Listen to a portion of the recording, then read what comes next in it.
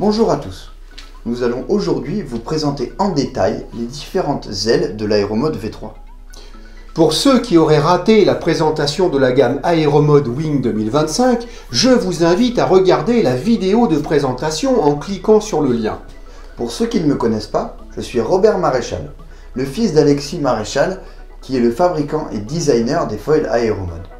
Je me permets de participer à cette vidéo car j'ai beaucoup travaillé au développement des ailes, notamment avec des tests sur l'eau de nombreux prototypes pour partager mon ressenti avec Alexis et Jean-Luc. Nous allons commencer cette présentation par quelques notions théoriques à connaître. Nous continuerons avec les ailes les plus grandes et finirons par les plus petites. Théorie. Commençons par quelques définitions pour être sûr que tout le monde comprenne bien et que la suite soit claire. L'envergure, c'est la longueur de l'aile, la distance qui sépare les deux extrémités de l'aile. En général, on l'exprime en centimètres. La surface. Par convention, les surfaces des ailes et des stabs Aéromode sont exprimées en centimètres carrés et représentent l'air projeté sur un plan horizontal. La corde, c'est la largeur de l'aile, c'est-à-dire la distance en ligne droite entre le bord d'attaque et le bord de fuite, perpendiculairement à l'envergure. On parlera par exemple de la corde à l'emplanture, c'est-à-dire au centre de l'aile, ou de la corde au saumon, l'extrémité de l'aile. On parlera également de corde moyenne.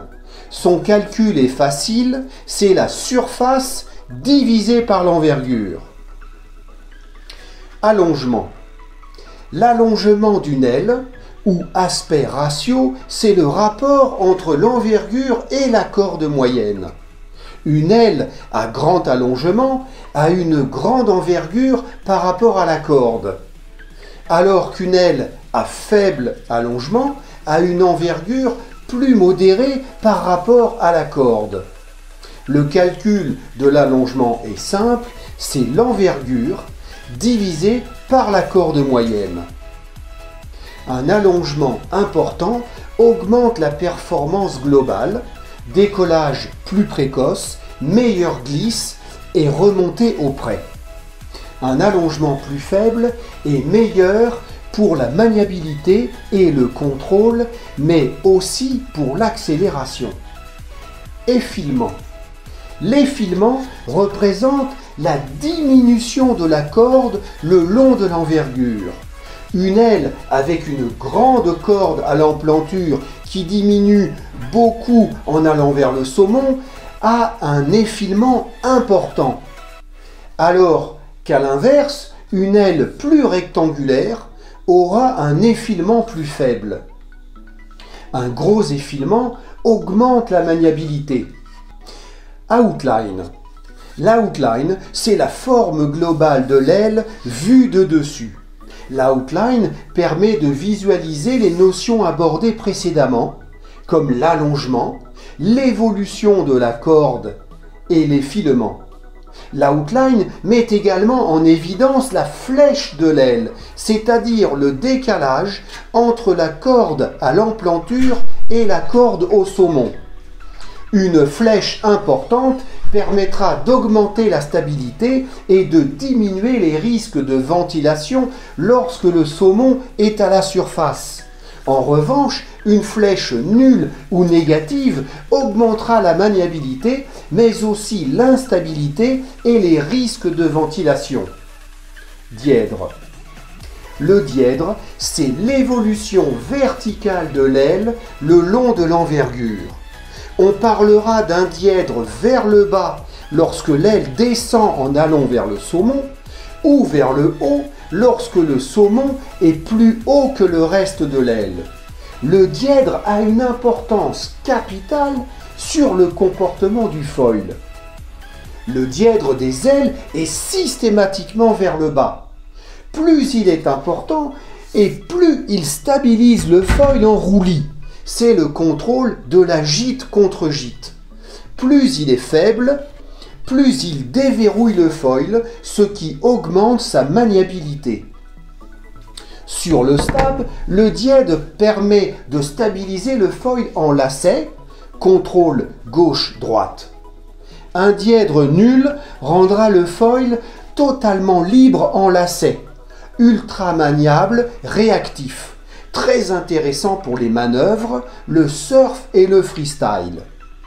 Un stab avec le dièdre vers le bas sera plus stable en lacet sans perdre en maniabilité, alors qu'un dièdre vers le haut aura tendance à verrouiller le foil, ce qui est très intéressant pour garder un bon contrôle à très haute vitesse. Profil. Lorsqu'on fait une coupe de l'aile, perpendiculairement à son envergure, la section représente le profil de l'aile à cet endroit. Les deux caractéristiques principales d'un profil sont son épaisseur et sa courbure. Contrairement à ce qu'on pourrait penser, l'épaisseur seule ne peut pas donner d'indication précise sur les caractéristiques de l'aile. Une aile épaisse peut parfaitement être rapide et porter peu, alors qu'une aile fine peut avoir une très grosse portance et saturer rapidement en vitesse.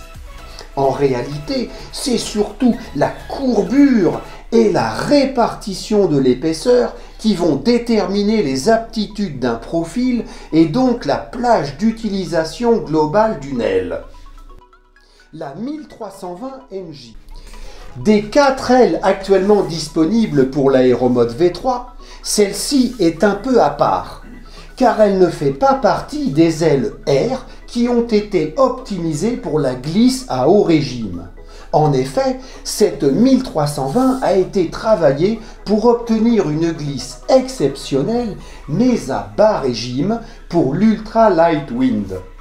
Les profils qui la composent sont de la même famille que ceux des ailes Free du V2, bien connus pour leur polyvalence et leur portance. Avec ses 1,15 m d'envergure et un allongement de 10, cette aile est une machine de light. Elle a une telle glisse qu'une fois en l'air, un rider de 100 kg pourra continuer à voler dans des mols à 6 nœuds sans pomper. En revanche, il fallait sortir une aile avec du caractère, vive, avec une bonne capacité d'accélération. La géométrie a été travaillée pour avoir un maximum de maniabilité. En réduisant le dièdre au saumon et avec un effilement important. Elle est d'ailleurs très à l'aise, même sur plan d'eau agité. La hauteur du mât permet de prendre de l'angle et la forme du saumon autorise sa sortie de l'eau sans déclencher de ventilation. L'évolution des profils le long de l'envergure nous a permis de réduire sensiblement la traînée. L'accélération de l'aile dans la moindre risée est tout simplement grisante. Les 20 nœuds de vitesse sont atteints dès 10 nœuds de vent.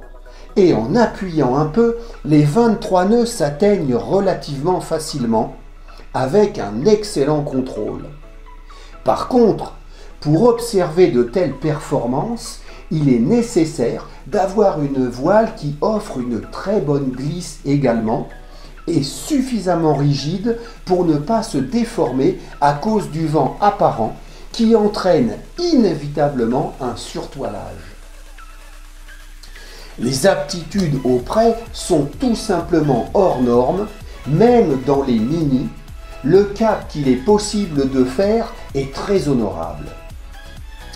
Son envergure étant importante, il fallait faire attention aux efforts à haute vitesse. Les carbones qui la composent offrent un peu plus de souplesse que ceux utilisés pour les ailes R, ce qui limite les contraintes transmises au mât. C'est pour cette raison que cette aile est proscrite pour les sauts. 1320 NJ, c'est 1320 no jump. Le fort couple engendré par ces profils impose d'augmenter le V longitudinal en mettant une cale de 1 degré sous le stab, entre le stab et le fuselage, que ce soit pour le 190 ou le 235. Associé au Stab 235, cette 1320 NJ fait de l'aéromode V3 un véritable vélo, pouvant sans crainte être mis sous les pieds d'un rider totalement débutant. Le foil sera alors un peu plus sensible qu'un pur foil de débutant, mais son contrôle et sa neutralité à basse vitesse sont tels qu'il est hyper facile de trouver ses marques. Associé au Stab 190, le foil sera plus réactif, plus performant en pumping et ultra précis sur trajectoire. Vous l'aurez compris, bien qu'ayant été optimisée pour le vent faible, cette aile a en réalité une grande polyvalence. Elle est rapide, maniable et contrôlable. À elle seule, elle couvrira une grande plage d'utilisation. Lors du développement du V3, nous avons navigué pendant plusieurs mois avec Robert, exclusivement avec la 1320, et avons pris beaucoup de plaisir, quelles que soient les conditions de vent et de plan d'eau. 950R. La 950R est la plus grande des ailes R. Bien qu'elle fasse 97 cm d'envergure, c'est de la dynamite. Robert a pu la pousser à 29 nœuds et Étienne Copéré, qui est plus lourd et plus physique, a plusieurs fois atteint les 30 nœuds. Quant à moi, avec mon niveau plus modeste, je la monte très souvent entre 27 et 28 nœuds. C'est d'ailleurs l'aile que j'utilise le plus. Les profils de la gamme R sont directement issus des profils des ailes slalom du V2. Ils ont été retravaillés par Jean-Luc pour s'adapter aux très hautes vitesses dont est capable le V3. Cette aile est parfaite pour les gros gabarits qui souhaitent un maximum de polyvalence et de performance à partir de 12 nœuds, mais aussi pour les gabarits plus légers qui cherchent une performance optimale dans les tout petits airs entre 8 et 15 nœuds. Son dièdre est très régulier, ce qui représente un bon compromis entre stabilité et réactivité. Et son effilement est encore assez important pour favoriser la maniabilité de cette grande aile. Elle est accessible et saine, quelles que soient les conditions de vent et de plan d'eau. Bien qu'elle ne soit pas une aile destinée aux débutants, elle a une grande plage de vitesse. Ses dimensions généreuses autorisent des transitions à vitesse réduite et elle offre une très bonne glisse, ce qui permet de passer les molles en toute sécurité. Ses performances au près sont bien sûr exceptionnelles, principalement grâce à son grand allongement de 9,9. Elle peut être utilisée avec le Stab 235, avec un grand confort d'utilisation en stabilité longitudinale, ce qui facilite grandement les transitions. Mais elle donnera le meilleur d'elle-même avec le Stab 190. Certains clients ont eu l'occasion de l'utiliser en surf où elle semble exceller grâce à sa maniabilité très progressive, mais surtout par son glide hors norme et son énorme plage de vitesse. Cette 950 est donc l'aile la plus accessible de la gamme R. Elle permettra aux riders en cours d'apprentissage d'avoir une Formule 1 accessible sous les pieds à partir de 8 à 12 nœuds en fonction du gabarit, sans limite haute de vent. À présent, c'est moi qui vais vous présenter la 686R, qui est l'aile avec laquelle j'ai le plus navigué en 2024. Je la connais sur le bout des doigts, alors que mon père, lui, s'est fait un peu peur avec en s'approchant des 30 nœuds. J'espère qu'il l'utilisera un peu plus en 2025. Je l'utilise à partir de 8 nœuds. Cette aile est une véritable arme de light wind pour la race. étant plus accessible que les ailes de pure race qui font entre 500 et 570 cm². Elle capte très fort dans peu d'air et elle envoie au travers et au large. J'ai passé plusieurs fois les 32 nœuds en vitesse de pointe et les 30 nœuds sur 500 mètres. Pour couronner le tout, cette aile est capable de sauter sans limite et sans crainte pour le foil. Elle représente un bon compromis pour les gros gabarits et les amateurs de free race qui veulent se faire plaisir avec une aile qui glisse très fort tout en restant accessible et polyvalente. Sa surface et ses profils lui permettent un décollage rapide pour une aile de moins de 700 cm². Elle passe également très bien les molles grâce à son allongement qui est de 9,8. Son envergure est de 82 cm. Pour assurer une stabilité confortable, son dièdre est plus marqué vers les saumons et son effilement est plus modéré. Le stab 235 n'est pas prévu pour être utilisé avec cette aile. C'est le 190 en revanche qui est parfaitement dimensionné. Il confère au foil un excellent compromis entre stabilité et maniabilité. Un stab de 170 avec le dièdre vers le haut est actuellement en développement et permettra d'avoir plus de stabilité mais moins de maniabilité. La 500R, c'est la petite dernière. L'aile de série est sortie mi-décembre 2024. C'est l'arme ultime de race et de vitesse pure. J'ai eu l'occasion de l'utiliser une dizaine de fois et je l'ai déjà emmené à plus de 35 nœuds en vitesse max avec un stab prototype. Je suis encore loin d'avoir exploré tout son potentiel. J'ai été bluffé par sa capacité de remonter au vent que je n'avais pas ressenti avec la 540 Proto que j'utilisais fin 2024. L'accélération fulgurante de la 500R me donne encore la chair de poule en passant de 30 à 35 nœuds au largue dans la moindre risée. Nous avons pris le temps de la concevoir durant toute l'année 2024. Son dièdre important a été particulièrement soigné et son emplanture a été optimisée pour une liaison parfaite avec le fuselage pour un minimum de traînée. Cette aile est très précise et efficace avec le stab 190 actuel, notamment dans les transitions et jusque 33-34 nœuds.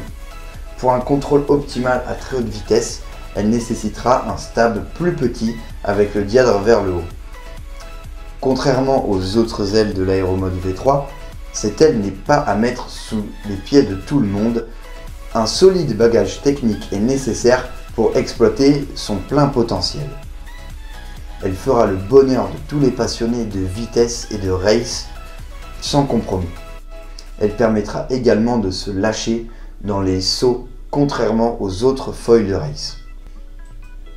Si vous êtes allé jusqu'à la fin de cette vidéo, c'est que le foil Aeromod V3 vous intéresse. Nous vous invitons à aller sur le site web Aeromod et à rentrer en contact avec nous si vous souhaitez en savoir plus. Au revoir!